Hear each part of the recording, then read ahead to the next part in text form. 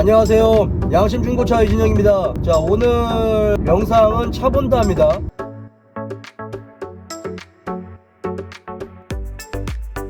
오늘 차본다로 도와드린 차는 랜드로버 디스커버리 5 3.0 TD6 HS2 모델입니다. 2018년식이고 48,000km의 완전 무사고 차량이죠. 대전에 있는 고객님이 이제 제 유튜브를 보시고 차본다를 의뢰하셨어요. 그래서 부산 극장에 있는 중고차 매매단지 경동 오토필드에 와서 차량을 확인했습니다. 부산에 몇 번 중고차 매매단지를 갔는데 거기는 이제 오래된 매매단지였고, 기장에 경동 오토필드라고 3년 전에 실내 전시장으로 만들어 놨는데 생각보다 굉장히 깨끗했어요. 자, 어쨌든 이쪽에서 차를 확인을 했습니다.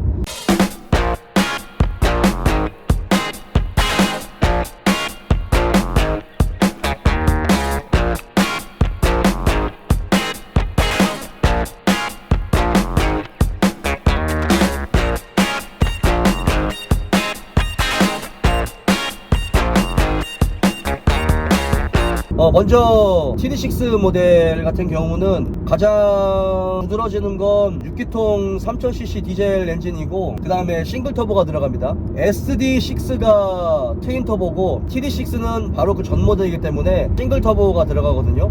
근데 솔직히 개인적으로 저는 트윈 터보보다 싱글 터보를 조금 더 선호하는 편이에요. 왜냐면 지금 여기에 들어가는 이 3.0 기통 디젤 엔진 같은 경우가 크랭크 축에 이슈가 있었다 보니까, 그리고 그 전에도 세컨 터보 쪽에 또 이슈도 있고 여러가지 이슈들이 있었기 때문에 저는 개인적으로 그냥 싱글 터보가 좀 더 제 성향에 맞지 않나. 싱글 터보만 타도 사실 뭐 크게 불편한 점은 없거든요. 어쨌든 이 차량 같은 경우 싱글 터보에 ZF 8단 미션이 들어갑니다. 가장 변화가 큰 건 프레임 바디에서 모노코크 바디로 바뀌었다는 게 가장 크게 바뀐 부분이죠. 디자인도 사실 D3나 D4를 보다가 D5를 보면 이게 약간 정통성이 약간 사라진 것 같은 느낌이 들지만, 지금 와서 생각을 해보면 디자인이 그렇게 뭐 이상하지 않아요. 고급스럽고. 무엇보다도 이제 프레임 바디에서 모노코크 바디로 바뀌다 보니까 이게 한 400kg 정도가 자동차가 가벼워졌어요. 그런 부분에서는 자동차의 뭐 어떤 운동 성능이라든지 거동이라든지 그런 부분에서 확실히 좀 메리트가 있지 않을까. 물론 연비면에서도 충분히 메리트가 있고, 지금 이 차 같은 경우는 사실 제가 크게 볼 게 없었어요. 그러니까 저한테 이 차를 의뢰하신 분도 마찬가지지만 제 유튜브를 보고 저를 의뢰하시는 분들의 어떤 직업군이 공무원, 연구원, 행정직, 엔지니어, 전문직, 딱 여기서 딱 그냥 이분도 그 자동차 부품을 전문적으로 생산하는 회사에서 오랫동안 근무하셨고 퇴직하신 다음에 꼭 한번 타보고 싶은 차 중에 하나가 디스커버리여가지고 저한테 의뢰하셨어요. 디스커버리를 제가 의뢰받으면 좀 여쭤보는 거지만 왜 이 디스커버리를 사려고 하시냐라고 여쭤보면 많은 분들이 죽기 전에 꼭 한번 타보고 싶다라고 말씀하시는 게 좀 대부분이었어요. 랜드로버 디스커버리가 남자들이 죽기 전에 꼭 한번 타봐야 할 만큼 그렇게 메리트가 있나, 그렇게 매력이 있나 라고 생각을 했는데, 사실 장거리 운전을 굉장히 많이 해봤거든요. 디스커버리 3, 디스커버리 4, 디스커버리 5, 그 다음에 레인지로버 보그부터 시작해서 장거리 운전을 굉장히 많이 해봤어요. 그러니까 단거리 운전에서는 그렇게 큰 매력을 느끼지 못했는데 고속도로를 올라가서 항속주행을 하는 순간 굉장히 매력이 있었습니다. 그래서 저도 알게 됐죠. 이 차는 완전 무사고였고 누유도 없었어요. 근데 그럼에도 불구하고 저한테 의뢰하신 이유는 자동차의 전체적인 부분을 다시 한번 점검받고 진단받고, 그 다음에 향후 어떤 식으로 관리를 해야 되는지, 어떤 부품을 미리 예방 정비를 하면 좋을지, 이런 것들을 좀 알고 싶어 하셨던 것 같아요. 이 차 같은 경우는 앞 타이어는 한 60% 정도 트레드를 가지고 있었고 뒷 타이어는 80% 정도 트레드를 가지고 있었습니다. 그리고 제가 늘 말씀드리는 이제 디스크 로터 있잖아요. 거의 파먹지 않았어요. 48,000km 정도 탔는데 거의 파먹지 않았어요. 원래 이 차가 공차중량이 무겁기 때문에 더 그 브레이크 디스크가 많이 파먹거든요. 그런 부분에서는 굉장히 양호했습니다. 그리고 시운전했을 때의 하체에서 들리는 잡소리나 이런 것들은 전혀 없었어요. 위에서 제가 엔진룸을 열고 확인을 했어요. 근데 이제 워낙 공간도 넓고 보기도 좀 수월한 그런 차이기 때문에 크게 보는 데는 어려움이 없었고, 이 차 같은 경우는 이제 타이밍 벨트 타입이잖아요. 그래서 한 10만 킬로가 조금 넘으면 타이밍 벨트를 교환을 해야 되고, 그때 이제 워터펌프랑 아이들링 베어링, 텐션 베어링, 그 다음에 그때 이제 냉각수 파이프 있어요. 아울렛 파이프라고, 그쪽이나 아니면 서머셋 같은 거, 그 다음에 각종 냉각수 파이프 라인 뭐 그런 쪽도 이제 플라스틱 이중 접합으로 되어 있기 때문에 그걸 조금 이제 교환을 좀 해야 된다라고 제가 말씀을 드렸습니다. 개선된 거 같은 경우는 약간 이제 통으로 나오는데, 그전 거 같은 경우는 이중 열접합으로 되어 있어 가지고 굉장히 약해요. 좌우에 로컴 카바 쪽에서 누유나 이런 것도 전혀 없었고, 레일 압력 센서에서 누설도 없었고, 그 다음에 진공 펌프에서 누유도 없었고요. 라디에이터에서 엔진으로 들어가는 공급되는 냉각수 파이프 있어요. 플라스틱 파이프, 아울렛 파이프라고 하거든요. 그게 이제 안쪽에 이제 오일 세퍼레이터 쪽으로 같이 이렇게 들어가서 냉각을 시켜주면서 되는데, 그 부분에서 누유는 없었습니다. 근데 이제 10만 킬로 넘으면 무조건 셀 거예요. 그 부분도 말씀드렸습니다. 오일 쿨러 있는 쪽에 커넥터들이 있어요. 전기 커넥터가 아니라 냉각수가 흐르는 그 커넥터, 냉각수하고 오일이 들어가는 그 커넥터, 그쪽에서의 열 때문에 커넥터가 또 잘 깨지거든요. 그런 부분도 좀 보여드렸고, 유럽 차들 같은 경우는 이렇게 모르시는 분들이 딱 보면 약간 기름기가 묻어있는 경우들이 있어요. 이너왁스라고 해가지고 끈적한 그리스 같은 거거든요. 그걸로 이제 뭐 방청 작용도 하고 가스켓 비슷하게 밀봉 역할도 하고 여러가지 역할을 하는 부분인데, 렉타입의 오무기어 렉타입 그 모터 쪽에 스타트 모터 그쪽에도 이너왁스가 좀 발라져 있었어요. 그래서 고객님한테 요거는 누유가 아니고 이너왁스다 라고 말씀을 드렸습니다. 차 하부를 떠가지고 언더카바까지 다 내린 다음에 확인을 했어요. 그래서 앞대우 쪽에 누유도 전혀 없었고, 당연히 드라이버 샤프트 쪽에 고무 부트가 터지지도 않았고, 그 다음에 뭐 각종 압류의 부싱 상태도 굉장히 양호했습니다. 하나 조금 말씀드리자면, 텐션 스트럿이 있어요. 이제 앞쪽에서 앞바퀴에서 앞쪽으로 걸어주는 암이 하나 있거든요. 텐션 스트럿이라고. 그 텐션 스트럿이 하중을 좀 많이 받는 편이에요. 그러니까 기존에 있었던 D3나 D4 같은 경우는 로우암 쪽에 하중을 좀 많이 받는다라고 하면, D5 같은 경우는 모노코크 바디로 바뀌면서 텐션 스트럿 쪽에 하중이 조금 많이 걸려요. 그러니까 로우암은 조금 더 얇아지고 텐션 스트럿의 부식이 좀 더 커지면서 그쪽에 이제 고무 부식이 약간 좀 갈라졌어요. 48,000km 탔는데 하중을 좀 많이 받는다는 이야기죠. 그 부분도 고객님께 보여드렸습니다. 플로우 패널이라든지 여타의 부품들, 뭐 사륜 TC 트랜스퍼 케이스 쪽에서의 누유나 이런 것도 전혀 없었고, 앞대우 뒷대우 쪽에서 누유, 그 다음에 드라이버 샤프트 실 이런 부분에서의 누유 이런 것도 전혀 없었습니다. 그러니까 오일이 새는 흔적이 전혀 없었어요. 매우 깨끗했습니다. 이 차 같은 경우는 제가 지난 그 영상에도 한번 올린 적이 있는데, 가장 크게 달라진 거는 차체입니다.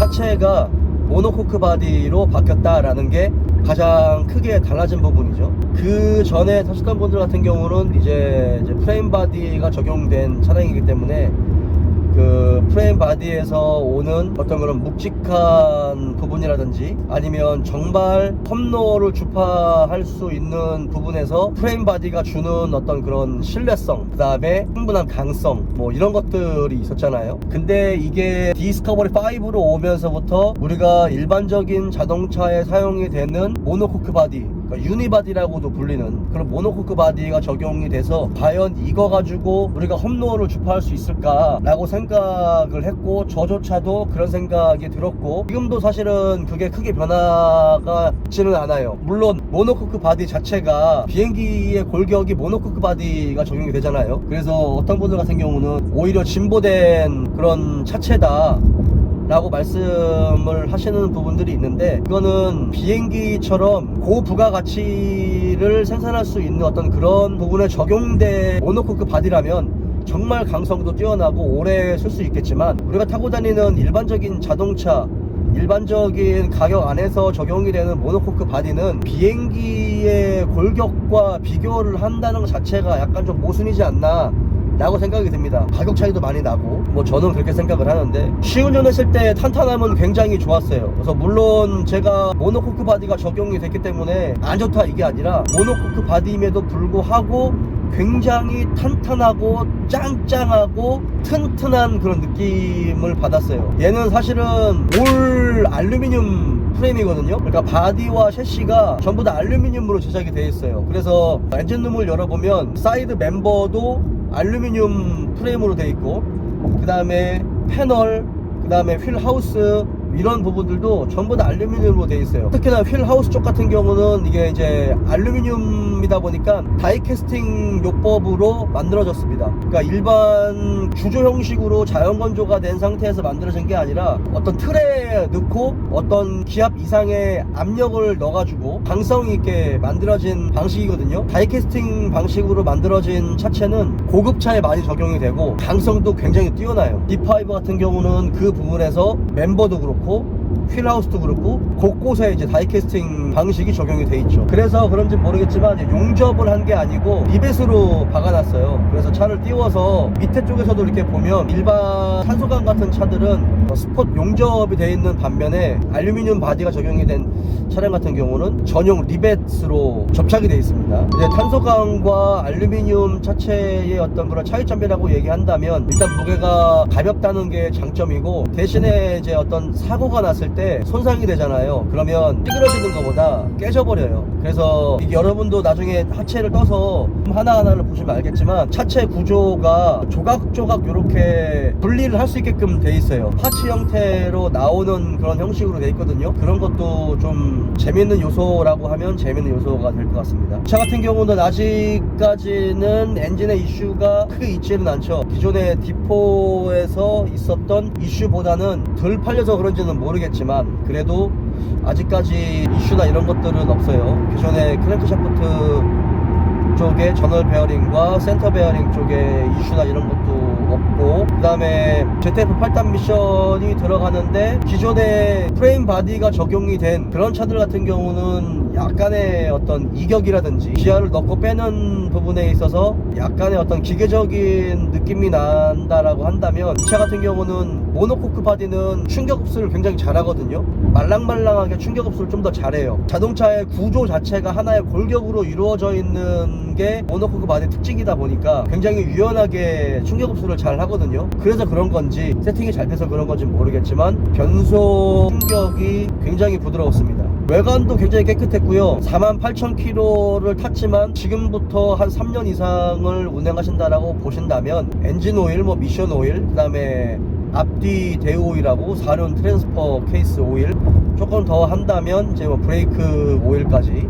각종 오일류는 전부 다 교환을 하시고 타신다면 다음 타이밍 벨트를 교환하기 전까지는 재미있게 탈 수 있지 않을까 라는 생각이 들었어요. 사고 유무 다시 한번 확인했고, 성능 기록부 확인했고, 성능 기록부에 있는 내용과 정말 동일한지 다시 한번 확인을 했고요. 이게 닦아놔서 깨끗한 거와 원래 깨끗한 거랑은 좀 다르겠죠. 얼마나 자동차를 차주 들러보니 잘 아시는지는 모르겠지만 그만큼 하체를 깨끗하게 닦는 것도 사실은 크게 불가능한 일이고, 전 차주가 이제 부산에 있는 분이시라고 하는데 굉장히 관리를 좀 잘 하신 것 같아요. 그래서 연료 필터하고 그 다음에 오일 필터, 브레이크 센서 2개, 앞에 브레이크 라이닝, 뒤에 브레이크 라이닝하고 그 다음에 엔진 오일 한 6통 정도? 그 정도까지도 또 챙겨주셨어요. 그래서 좀 더 괜찮지 않았나. 기본적으로 전 차주분이 자동차에 대한 관심이나 관리에 관심을 많이 보였던 그런 부분이었고, 연식과 키로수가 짧아서 상당히 괜찮았습니다. 연식과 키로수가 짧아도 오일 누유되는 거는 분명히 누유가 되거든요. 지금 이 차 같은 경우는 그런 부분이 없었어요.